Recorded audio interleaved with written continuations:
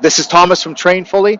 In this video, I'm going to show you how a restriction in your lead hip could be causing you to hook the ball, and 3 things you can do at home to fix that. All right, so a hook shot. For a right-handed golfer, these are the shots that curve off excessively to the left. They miss the target to the left. They can be extremely devastating, not only to your score, but also to your psyche. I know firsthand how demoralizing these shots can be because these are the types of shots that I struggle with from time to time. Now, hook shots are typically a result of having your club head path move from in to out. So in this manner here, combined with a closed club face. And that combination puts counterclockwise spin on the golf ball, and it's that counterclockwise spin that causes the ball to curve off to the left. Now, there's a ton of information out there, different things to work on at the driving range to try to correct that. The purpose of this video is to address one of the restrictions in your body that could be causing you to hook the golf ball. If you are struggling with a hook shot, it could be because you have decreased hip internal rotation. Let me explain.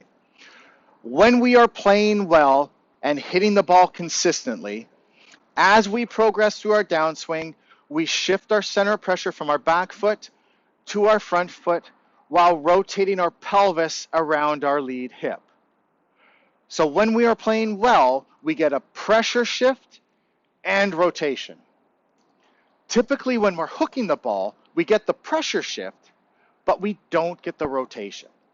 And that causes our pelvis to slide excessively towards the target like this. And as our pelvis moves like this, it causes our lead shoulder to raise. And when our lead shoulder raises, our hands get stuck behind us.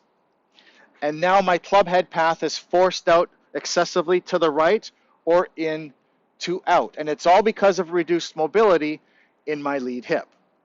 So I'm going to show you the routine that I do when I'm struggling with a hook shot. Now, I do this routine at home prior to heading to the driving range to work on my swing.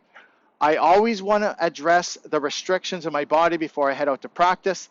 That way, I'll have a more productive practice. All right, so the first thing we do is use either a ball or a foam roller to apply pressure to a muscle in our hip called the piriformis. So the piriformis runs from the bottom part of our spine and wraps around to our hips, so the top part of our glute here.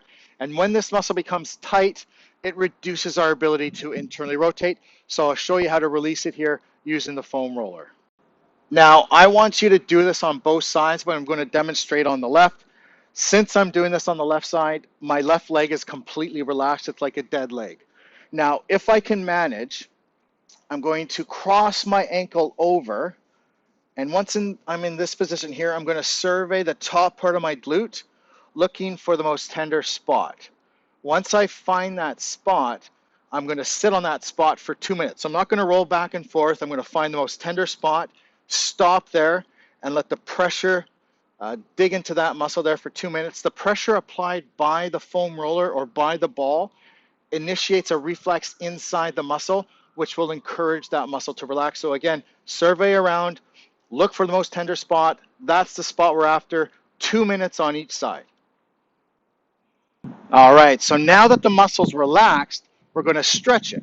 So if I'm stretching my left piriformis, I'm going to put my left foot on my right knee, and I'm going to grab my left knee and pull it towards my right shoulder.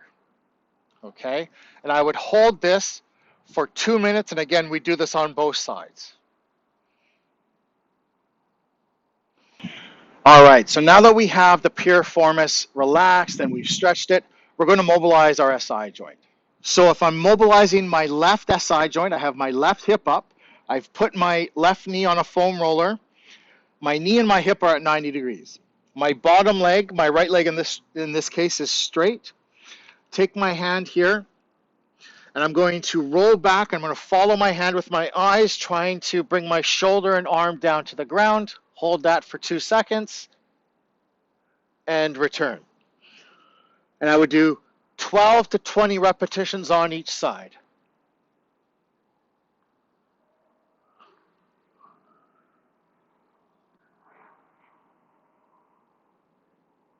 All right, there you have it. That's the routine that I do when I'm struggling with a hook shot. First, I inhibit my piriformis using a foam roller.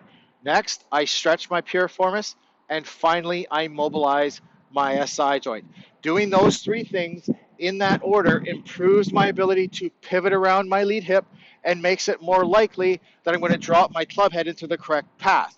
Now, again, I do this routine prior to heading out to the driving range to work on my technique. I always work on my body before I work on my swing. Doing it in that order allows me to have a more productive practice. I hope you enjoyed this video. Thank you for watching.